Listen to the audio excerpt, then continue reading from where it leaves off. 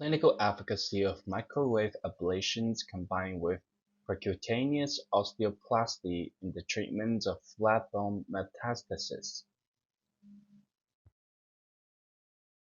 Purpose: evaluating the clinical efficacy and safety of microwave ablation combined with percutaneous osteoplasty (NWA plus PO group) versus percutaneous osteoplasty (PO group) for the treatment of flat bone metastases.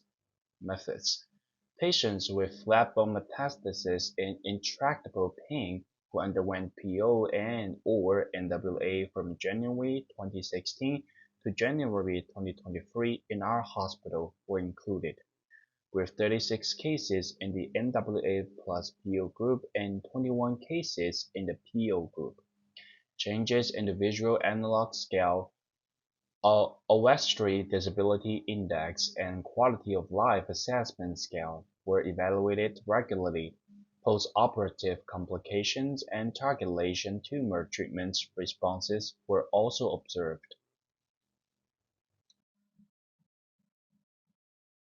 Results: the VAS and ODI in both the NWA plus PO group and the PO group significantly decreased at 1 week, 1 month, and 3 months post-operatively.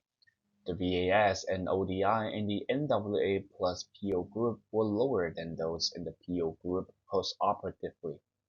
The QOL in both the NWA plus PO group and the PO group significantly increased at 1 week, 1 month, and 3 months post-operatively, with the QOL in the NWA plus PO group being higher than that in the PO group post-operatively.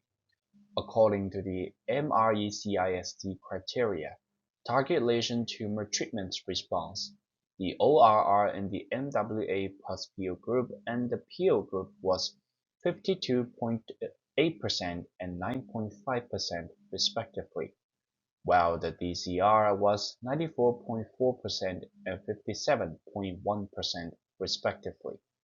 Different degrees of bone cement extravasation were observed in both the PO group and NWA plus PO group, but none of the patients developed clinical symptoms related to bone cement extravasation. The average cost of surgery was 10,480.43 yuan, higher in the NWA plus PO group than in the PO group.